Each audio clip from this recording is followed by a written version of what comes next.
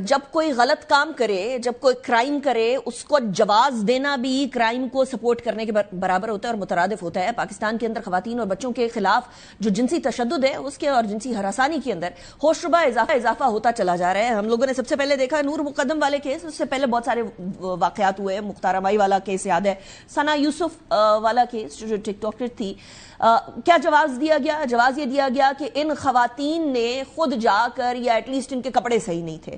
اس کے بعد ہم لوگوں کے سامنے فوٹیجز آتی ہیں برقعے کے اندر کورڈ خواتین جو کہ یا تو ذریعہ معاش یا اپنی پڑھائی کے لیے باہر نکلی ہوں، ان کے ساتھ نازیبا حرکتیں، جو کہ ابھی آپ فوٹیج میں بھی دیکھ رہے ہیں۔ کراچی کے واقعات بڑے سامنے آئے۔ اس کے علاوہ سی سی ڈی نے پھر بہت ساری واقعات کا جو ہے وہ سدباب کیا، جہاں خواتین اپنے جائے یا تو ایٹ لیسٹ تعلیم یا پھر جائے معاش کے اوپر جا رہی ہیں اور وہاں ان کو تنگ کیا جا رہا ہے، وہ ہمارے سامنے آئے۔ یعنی خواتین کے کپڑے یہ میٹر نہیں کرتے، خواتین نے برقع پہنا ہے تب بھی ان کی جنسی ہراسانی کی جا رہی ہے۔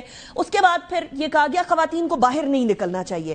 تو پھر کیسز آتے ہیں وہ جہاں گھر کے اندر بیٹھی ہوئی خواتین کو ان کے اپنے میاں، ان کے اپنے والد یا ان کے اپنے جو بھائی ہیں وہ یا تو عزت کے نام پر قتل کر دیتے ہیں یا پھر جو ہے وہ تشدد کا نشانہ بناتے ہیں۔ ابھی 18 سالہ مصباح کی قبر کشائی کر کے اور رپورٹ کے لیے، جو کہ مصباح کو اس کے اپنے ہسبینڈ کے تشدد سے قتل ہونے کے معاملات ہیں، اس کے بارے میں رپورٹ جو ہے وہ ابھی سامنے آئے گی۔